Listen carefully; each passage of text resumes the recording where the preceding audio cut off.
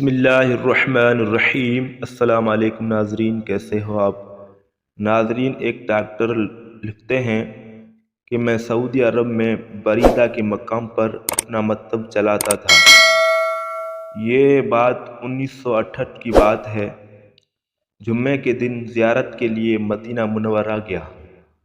وہاں ایک ڈاکٹر دوست کے ہاں قیام کیا۔ اتفاق کی بات کہ ڈاکٹر صاحب کی طبیعت اس روز خراب تھی اور مریض ان کا انتظار کر رہے تھے۔ انہوں نے مجھے مریضوں کو دیکھنے کی درخواست کی۔ میں مریضوں کو دیکھتا رہا۔ ایک بدوی نے مجھ سے درخواست کی کہ میں اس کے ساتھ احد پہاڑ تک چلوں، وہاں ایک مریض کو دیکھنا ہے۔ میں اس کے ساتھ احد پہنچا۔ شہداء احد کے قبرستان کے قریب ایک ہی خیمے میں وہ مریض موجود تھا۔ میں نے اسے دیکھ کر نسخہ لکھ دیا۔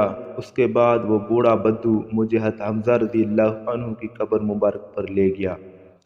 اس نے بتایا کہ آج سے تقریباً 50 سال پہلے حضرت حمزہ رضی اللہ عنہ کی قبر نیچے وادی میں تھی۔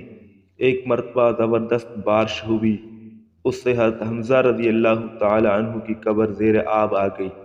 حجاز کے حکمران شریف مکہ کو حضرت حمزہ رضی اللہ تعالی عنہ کی خواب میں زیارت ہوئی۔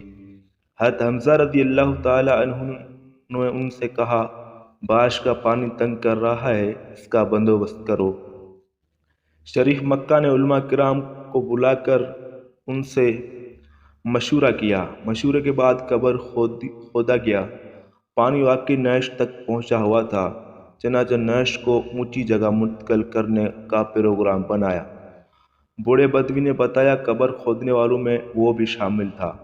کھدائی کے دوران کدال کی معمولی ضرب غلطی سے نیش کے ٹخنے پر جا لگی۔ سب لوگ یہ دیکھ کر حیرت زدہ رہ گئے۔ وہاں سے خون جاری ہو گیا تھا، چنانچہ اس جگہ پر پٹی باندھی گئی۔ حضرت حمزہ رضی اللہ تعالی عنہ کے جسم کو کھولا گیا تو دیکھا جسم کے نچلے حصے پر کفن موجود تھا۔ زخم سے تازہ خون رس رہا تھا۔ آپ کی آنکھیں نکلی ہوئی تھی، کان اور ناک کٹے ہوئے تھے اور پیٹ چاک تھا۔ وہاں موجود سب لوگوں نے حضرت حمزہ رضی اللہ تعالی عنہ کی زیارت کی اور اسی حالت میں انہیں اونچی جگہ پر دوبارہ دفن کیا گیا۔ آج جو لوگ مرنے کے بعد کی زندگی کا انکار کرتے ہیں، یہ زندہ جاوید واقعہ ان کو غلط ثابت کرنے کے لیے کافی ہے۔ اگر مرنے کے بعد کوئی زندہ نہ ہوتے تو حضرت حمزہ رضی اللہ تعالی عنہ میں اسی طرح محفوظ نہ ہوتے۔ آپ کو شہید ہوئے تو 1400 سال بیت چکے ہیں۔ ویڈیو پسند ہے، ویڈیو کو لائک کرو، شیئر کرو اور چینل کو سبسکرائب کرو۔ اللہ حافظ۔